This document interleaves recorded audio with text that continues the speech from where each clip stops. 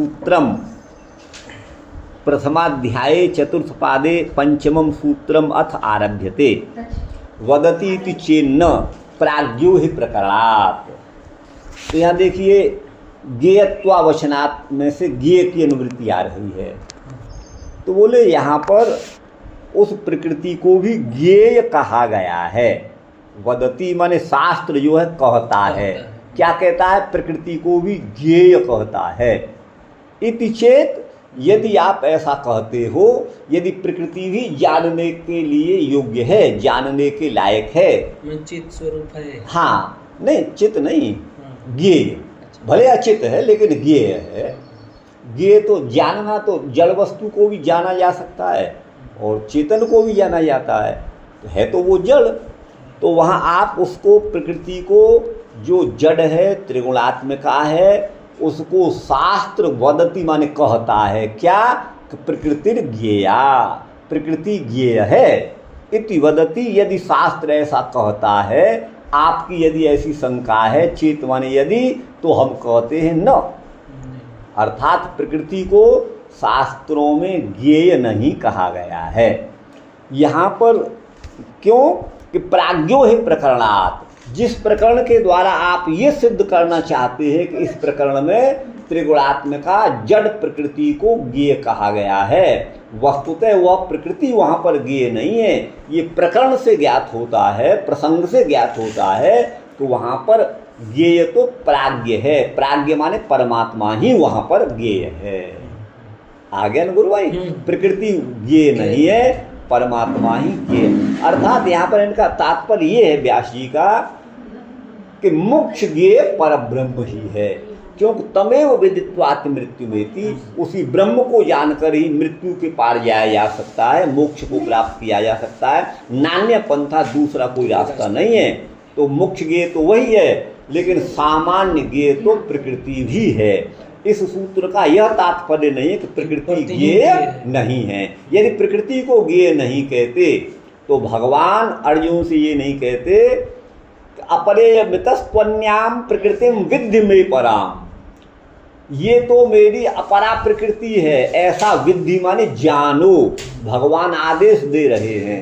तो प्रकृति को भी ज्ञेय तो कहा है, लेकिन मोक्ष के लिए प्रकृति ज्ञेय नहीं है। वहाँ पर ज्ञेय परमात्मा है। और जिस प्रकरण में यहाँ आप बात कह रहे हैं कि प्रकृति को ज्ञेय कहा गया है, वहाँ पर जो है प्रकरण के अनुसार प्राज्ञ माने परमात्मा को ही ज्ञेय कहा गया है, प्रकृति वहाँ पर ज्ञेय नहीं है। मुख्य ज्ञेय परमात्मा है और सामान्य ज्ञेय प्रकृति भी है, ऐसा मैं कह रहा हूँ। और कोई भाष्यकार तो नहीं कहेंगे, क्योंकि वो श्लोक हम काम क्या करेंगे उसका, अपरेयमितस्त्वन्याम प्रकृतिम विद्धि में पराम। भगवान कहते हैं भूमि रापो नलो वायु खम मनो, सबका ये प्रकृति ही तो है, तो इसको अपरा प्रकृति बताया है। तो इसलिए ये भी ज्ञेय है, लेकिन मुख्य ज्ञेय प्राज्ञ वाले परमात्मा ही है, ये यहाँ पर तात्पर्य है। तो अब देखिए, अनाद्यनंतम महत परम ध्रुवम निचायतम मृत्यु मुखात प्रमुच्यते। बोले अनाद्यनंतम, जो आदि और अंत के रहित है, जिसका आदि भी नहीं, अंत भी नहीं, अवसान भी नहीं है, और महतः परम, जो महान से भी परे है, महतः परम, ऐसे ध्रुवम, जो ध्रुव स्वरूप अटल स्थिर रहने वाला जो तत्व है, उसको निचाय माने समझकर, उनको जानकर, उनका चयन चयन उनका संग्रह कर, उनको जान करके मृत्यु के मुख से प्रमुच्यते, व्यक्ति छूटता है। ये श्रुति है। तो प्रधानस्य ज्ञेयत्वं वदति, इसके अनुसार यदि आप ये कहो कि प्रधान ज्ञेय है, यदि श्रुति ऐसा कहती है, यदि आप ऐसा समझते हो तो श्रुति यहाँ पर प्रधान माने प्रकृति को ज्ञेय कहती है, तो इति चेत न, तो हम कहते हैं कि नहीं, क्योंकि ज्ञेयत्वेन प्राज्ञ, ज्ञेय तो परमात्मा है, प्राज्ञ है, वही निर्दिष्ट है तत्प्रकरणात्। ये बोध हमको उस प्रकरण से होता है जहाँ पर ज्ञेय कहा गया है। त्रयाणामेव चैवमुपन्यासः प्रश्नश्च। तो बोले ज्ञेय तो मुख्य रूप से परमात्मा ही है। इस बात को नचिकेता के उपाख्यान में कठोपनिषद में स्पष्ट किया गया है। वहाँ क्या कहा गया है कि अश्वत्थाम वो जो है नचिकेता जो है, जब पिताजी ने उसको जो है फटकार दिया कि या मैं तुमको मृत्युवे त्वाम दास्यामी, मैं तुमको मृत्यु को दूंगा, तो यमराज से मिलने ही चल दिए नचिकेता। और वहाँ जब पहुँचे तो यमराज कहीं बाहर गए हुए थे। 3 दिन वो बिना खाए पिए व्रत पूर्वक नचिकेता यमराज के घर पर यमराज के आने की प्रतीक्षा करते रहे। जब 3 दिन के बाद यमराज घर पर लौटे तो उन्होंने देखा कि मेरे घर पर अतिथि है, और अतिथि तो सबका सत्कार्य होता है, पूज्य होता है, ये तो भूखा प्यासा पड़ा हुआ है। तो फिर नचिकेता से 3 वरदान मांगने के लिए कहा। 3 दिन तुमने उपवास पूर्वक मेरी प्रतीक्षा की है, 3 वरदान मांगो। तब अश्वत्थामा ने वहाँ पर 3 प्रश्न किए, 3 वरदान मांगे हैं। 3 वर क्या है? पहला वर तो उनका है पिता का सौमनस्य, अर्थात पिता जो मुझसे खिन्न हो गए थे, नाराज हो गए थे, वो सौमनस्य उनका मन प्रसन्न हो जाए, मेरे ऊपर कोई उनका क्रोध न रहे, पिता का सौमनस्य उन्होंने मांगा है। दूसरा जो है अग्नि को मांगा। अग्नि का मतलब है अग्नि विद्या, यज्ञ यागादिक की प्रक्रिया। ये क्या है? तो जो त्रिनाचकेत अग्नि की चर्चा वहीं पर है। नचिकेता के द्वारा पूछे गए प्रश्न का उत्तर यमराज देते हैं। तो त्रिनाचकेत, त्रि के कारण न को न हो गया है, नाचकेत को त्रिनाचकेत ऐसा है वहाँ पर। तो वो एक तो अग्नि, दूसरे तत्व अग्नि को जानने की उन्होंने बात कही है। और तीसरा जो है वो आत्मा को जानने की बात कही है। और आत्मा पद यहाँ सामान्य रूप से जीवात्मा और परमात्मा दोनों का ही वाचक है। तो वहाँ पर मुख्य रूप से ये जो है अश्वत्थामा नाम आता है, क्योंकि अभी पढ़े ना, तो वो नचिकेता ने जो पूछा है उसमें तीसरा प्रश्न जो है आत्म विषयक ही है, परमात्मा विषयक ही है। इसलिए परमात्मा ही ज्ञेय हैं, और इसी को जानने की इच्छा प्रकट करी है नचिकेता ने यमराज से। तो वही बात है, त्रयाणाम च एवं उपन्यास, इन 3 ही प्रश्नों का वहाँ पर उपन्यास माने वर्णन है, और प्रश्न भी इन 3 विषय के ही है। 3 ही वहाँ पर प्रश्न है, और जिसमें मुख्य रूप से ये परब्रह्म परमात्मा ही है। ये सूत्रकार हुआ गुरु भाई। आया समझ में? नहीं आया? नहीं समझ गया। आगे अस्याम उपनिषदि, इस उपनिषद में उपाय, उपेय और उपगंत्री नाम, एक तो उपाय क्या है, और उपेय उपाय के द्वारा जिसे प्राप्त किया जाए वो उपेय, और उपगंता माने उपाय के द्वारा उपेय को प्राप्त जो करे, अर्थात जीवात्मा। तो फिर अच्छा, एक तो उपाय हो गया। हाँ, उपाय माने साधन हो गया, आप समझिए, साधन हो गया है ना। और उपेय हो गया ब्रह्म प्राप्त करना। हाँ, और उपगंता हो गया हमारी नचिकेता है। ये 3 वहाँ पर प्रश्न है। त्रयाणाम उपन्यास प्रश्नश्च पूर्वापर वाक्य विचारेण, पूर्वापर वाक्यार्थ का विचार करने से ये यही लभ्यते माने ज्ञात होता है। आनुमानिक तत्व निरूपण से अत्र अवकाशो नास्ति। वहाँ ये रूप से आनुमानिक माने अनुमान प्रमाण के द्वारा ज्ञात होने वाला जो प्रधान है, प्रकृति है, उस प्रकृति के निरूपण का यहाँ पर अवकाश ही नहीं है, अर्थात प्रकृति ये नहीं है। ये इनका भाव है। भगवान निम्बारकाचार्य का आगे कहते हैं महद्वच्च, और यह जो है महत् शब्द के समान है। महत् शब्द जो है अनेकार्थक है। महत् माने बड़ा, महापुरुष, वंदे महापुरुष ते चरणारविंदम, और अनाद्यनंतम महत परम, जो अनादि अनंत और महत से भी परे है। यहाँ पर महत शब्द एक दूसरे अर्थ में प्रयुक्त हुआ है, अर्थात सांख्य शास्त्र में जो प्राकृत प्रकृति है उसका जो पहला परिणाम है, पहला विकार है, वो है महत्त्व।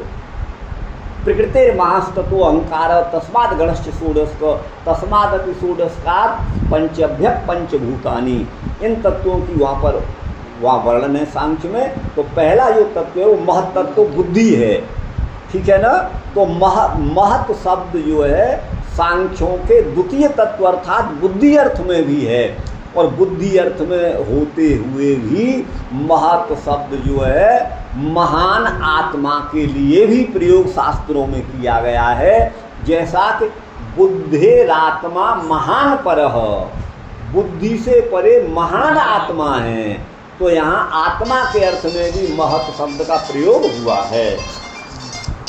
तो जैसे महत्त्व जो है यहाँ पर जो है बुद्धि के अर्थ में भी प्रयुक्त है और आत्मा के अर्थ में भी प्रयुक्त है, उसी प्रकार से वहाँ पर ज्ञेय परमात्मा ही है और कोई दूसरा अर्थ नहीं है। ज्ञेय यद्यपि सामान्य ज्ञेय तो प्रकृति भी है, लेकिन मुख्य ज्ञेय परमात्मा ही है, ये इसका भाव है।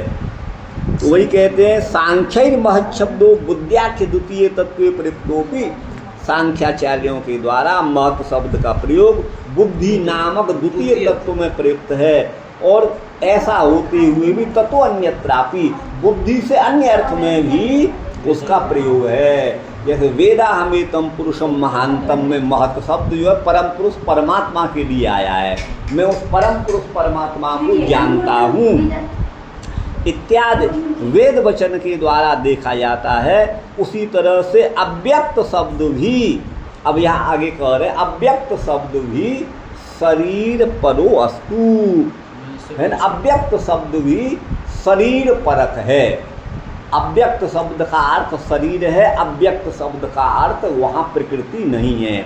एक शब्द के अनेक अर्थ होते हैं, जैसे महत् शब्द बुद्धि का वाचक है, वैसे ही महत् शब्द परमात्मा का भी वाचक है। वेदाहमेतम पुरुषम महानतम में वो महान परमात्मा का वाचक है। ठीक वैसे ही जो अव्यक्त शब्द है, ठीक है ना, वह अव्यक्त शब्द शरीर जो है वो शरीर का वाचक है। किसका वाचक है? शरीर का वाचक है। तो अब देखिए ये तो यहाँ पर ये हो गया। अब मैं तो इसी को कर रहा हूँ, अपनी बात कहूँ क्या नहीं कहूँ, अपनी बात नहीं कहूँ। देखिए ये अव्यक्त शब्द को बल्कि अन्य भाष्यों में सूक्ष्म शरीर अव्यक्त शब्द से लिया जाता है, और सूक्ष्म शरीर ही स्थूल शरीर का आरंभक होता है, इसलिए यहाँ पर स्थूल शरीर भी सूक्ष्म शब्द से लिया जाएगा, अव्यक्त शब्द से लिया जाएगा। हाँ, स्थूल शरीर भी ऐसा कतिपय भाष्यकारों ने अर्थ किया है। अव्यक्त जो व्यक्त नहीं हो, व्यक्त अव्यक्त की परिभाषा हमने आपको बताई थी, माने इंद्रिय गृह्यते यत् यत् तत्तद व्यक्त मिति स्थिति ही, जिसको हम इंद्रियों से जाने, सुने, देखें, सुने, वो तो व्यक्त है, और इंद्रियों से जो ग्राह्य नहीं है वो अव्यक्त है। तो जो सूक्ष्म शरीर है वह भी अव्यक्त है, और वह सूक्ष्म शरीर स्थूल शरीर का आरंभक है, इसीलिए या स्थूल शरीर को भी अव्यक्त शब्द से लिया जाएगा, ऐसा कतिपय आचार्य अपने भाष्य में यहाँ पर कहते हैं। निम्बार्काचार्य भी वही कह रहे हैं। जो अव्यक्त शब्द है अर्थात संसार का जो कारण है, जगत का जो कारण अव्यक्त यहाँ बताया है, वह अव्यक्त जो है वो सूक्ष्म शरीर का ही वाचक है, शरीर का वाचक है। अब यहाँ पर हम ये कहना शरीर से केवल स्थूल शरीर तो नहीं लेंगे, सूक्ष्म भी तो ले सकते हैं। अव्यक्त फिर उसे देखिए, ये तो व्यक्त हो गया ना, ये तो व्यक्त हो गया, तो मैं उस भाष्य से सहमत नहीं हूँ। जो अव्यक्त शब्द से जो है स्थूल शरीर को भी ले रहे हैं, मैं उससे सहमत इसलिए नहीं हूँ क्योंकि ये तो व्यक्त है, ये तो व्यक्त है, तो वो नहीं है, वो मुझे मान्य नहीं है। और यहाँ पर यदि अव्यक्त शब्द शरीर का वाचक है तो भी इससे ये सिद्ध नहीं होता कि परमात्मा ही जगत के उपादान कारण हैं। क्यों नहीं होता? विशेष रूप से जो रामानुज भाष्य है, जिसको श्री भाष्य के नाम से जाना जाता है, वहाँ और अन्य उपनिषदों में, अन्य शास्त्रों में भी जीवात्मा को और प्रकृति को परमात्मा का शरीर बताया है, क्योंकि वह परमात्मा शरीर के, प्रकृति के भी अंदर है और जीव के भी अंदर है। तो प्रकृति और जीव ये दोनों परमात्मा के शरीर हैं। इसलिए भगवान ने कहा अपरे मितस्त्वन्याम प्रकृति विद्धि में पराम। ये जो त्रिगुणात्मिका प्रकृति है, ये तो अपरा है, और परा प्रकृति जीव है। आप देखिएगा तो अब यहाँ पर प्रकृति ही जो है वो भगवान का शरीर है। तो अव्यक्त शब्द माने प्रकृति, वो भगवान का शरीर है। निम्बार्काचार्य यहाँ अव्यक्त का अर्थ शरीर कहते हैं, तो शरीर को प्रकृति बताया गया है शास्त्रों में, इसलिए जगत का उपादान भगवान का शरीर माने प्रकृति ही है, ये सिद्ध होता है। इससे मैं अपनी बात ये कह रहा हूँ, और कहना तो बहुत है पर आगे चलिए। इसमें आगे है चमसवद अविशेषात, तो कहते हैं चमस के समान। चमस का अर्थ होता है सामान्य रूप से जिसको हम चमचा बोलते हैं, चमचा जो करछुली बोलते हैं कुछ लोगों से, चम्मच। चम्मच छोटी होती है, चमचा बड़ा होता है। आप समझिएगा, उसको चमस बोलते हैं। तो चमस जो है एक तो यज्ञीय पात्र होता है, यज्ञ में जिसका उपयोग घृतादि को डालने में होता है उसे चमस बोलते हैं, आप समझिएगा। तो और एक ये जो सामान्य जो चमस है वो चम्मच वगैरह उसको भी चमस बोलते हैं। तो चमस शब्द जो है अविशेषात माने सामान्य रूप से दोनों का वाचक है, यज्ञीय पात्र का भी वाचक है और यज्ञीय पात्र से भिन्न का भी वाचक है। विशेष माने विशेष रूप और अविशेष माने सामान्य रूप से चमस शब्द दोनों का वाचक है। वैसे और महत् शब्द भी जैसे अनेकार्थक है, वैसे ही अव्यक्त शब्द भी अनेकार्थक है, ये कह रहे हैं चमसवद अविशेषात। तो अयाम एकाम इत्यादि मंत्रोक्ता प्रकृति स्मृति सिद्धा भवतु इति पूर्व पक्षे राद्धांतम दर्शयति। तो देखिए उपनिषद में कहा है अयाम एकाम लोहित शुक्ल कृष्णाम बहुवी प्रिया, ये उपनिषद का मंत्र है। तो यहाँ पर अया जो है इस अया मंत्र, इस मंत्र को अया मंत्र बोल दिया गया है क्योंकि अया पद से प्रारंभ हो रहा है। तो इस मंत्र में कही गई जो प्रकृति है वो स्मृति सिद्ध है, अर्थात वो कपिल स्मृति माने सांख्य दर्शन में प्रसिद्ध है, अथवा अन्य स्मृति ग्रंथों में भी भगवद गीता आदि में भी वो प्रसिद्ध है। वो भले हो गए भवतु, ये पूर्व पक्ष में राद्धांत माने सिद्धांत को दर्शयति माने दिखाते हैं। मंत्रोक्ता अया, जिस मंत्र में अया में काम में जिस अया की माने प्रकृति की बात कही है वह ब्रह्मात्मिका प्रकृति है। ब्रह्मात्मिका का मतलब है ब्रह्म का आत्मा माने देह शरीर, आत्मा पद जो है देह अर्थ का विवाचक है, वो ब्रह्मात्मिका प्रकृति है माने ब्रह्ममयी प्रकृति है, यूँ कहिएगा ब्रह्म की प्रकृति है। वो कापिल प्रकृति नहीं है, कपिल प्रोक्त प्रकृति नहीं है, कपिल की प्रकृति वो नहीं है। इस पूर्व पक्ष के निर्धारण में है ना विशेष का अभाव है, माने ये सिद्ध नहीं करता कि वो कपिल की ही प्रकृति है।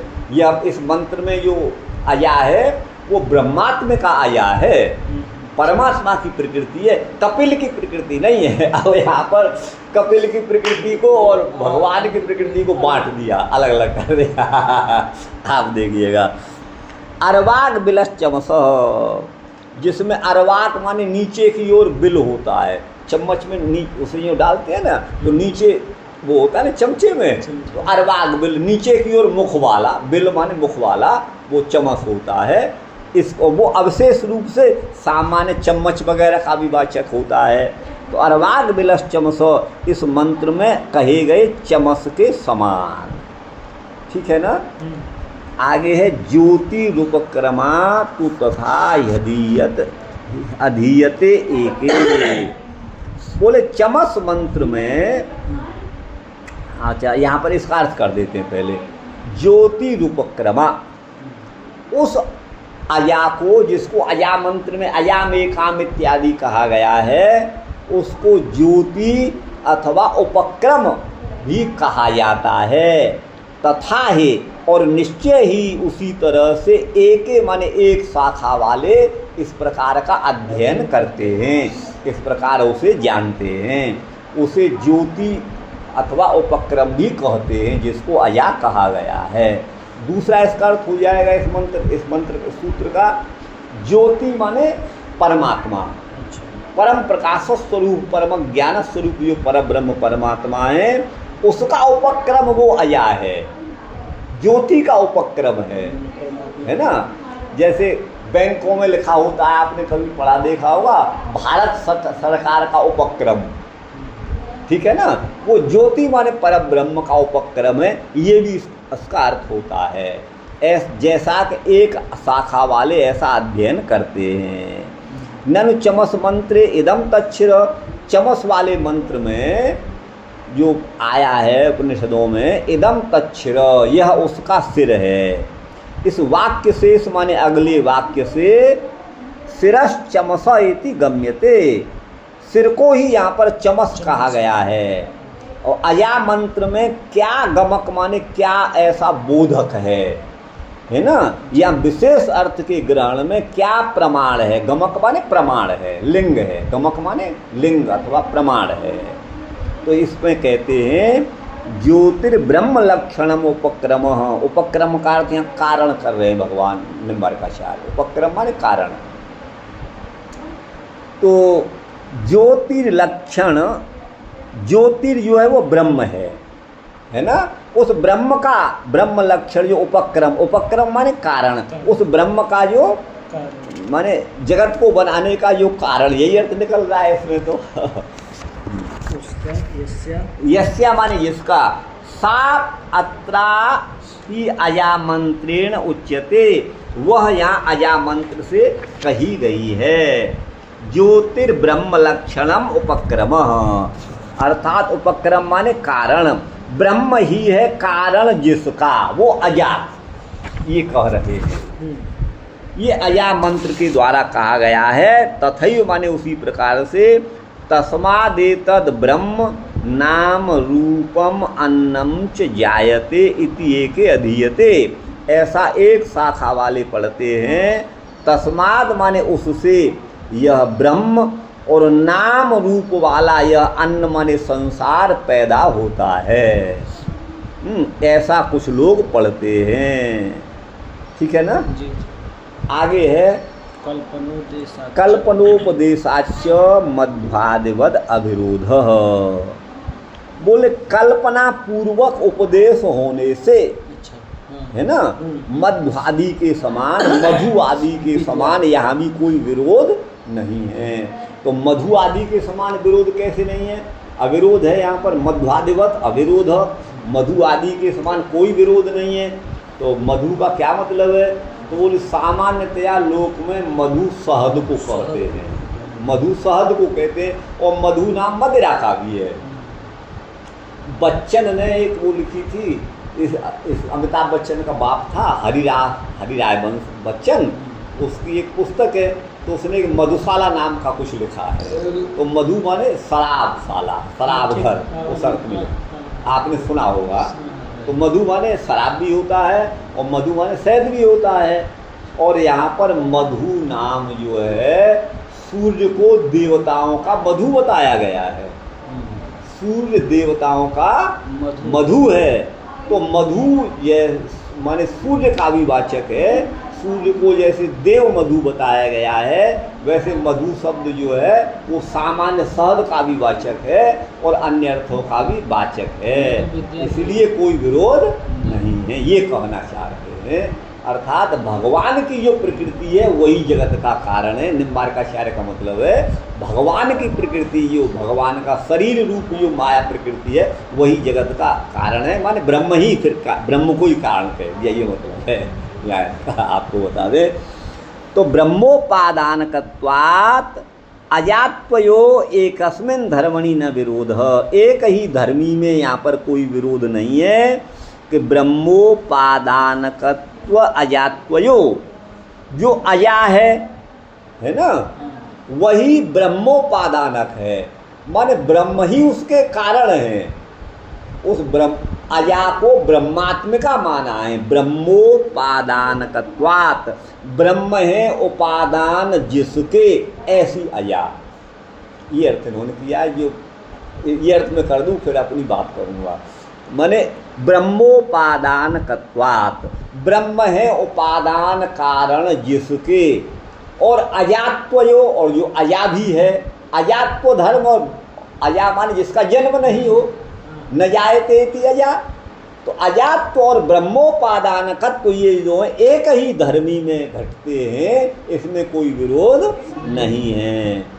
सूक्ष्म शक्ति मतो जगत कारणात ब्रह्मणो, सूक्ष्म शक्ति वाले भगवान जो ब्रह्म है वही जगत के कारण है।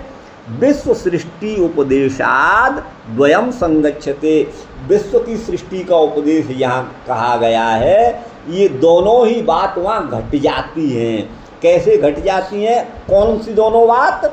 माने वो ब्रह्म जिसके उपादान कारण हैं वो अजात, जब वो ब्रह्म उसके कारण हो गए तब तो उस माया का जन्म हो गया, और जिसका जन्म हो गया उसे अजा नहीं कहेंगे। तो ये बात तो घटेंगी नहीं, आपस में घटेंगी नहीं। तो निम्बारकाचार्य कहते हैं कि अजात को धर्म और ब्रह्मोपादान का तो घट जाता है यहाँ पर, क्योंकि भगवान सूक्ष्म शक्ति वाले हैं। अब वो सूक्ष्म शक्ति क्या है भगवान की?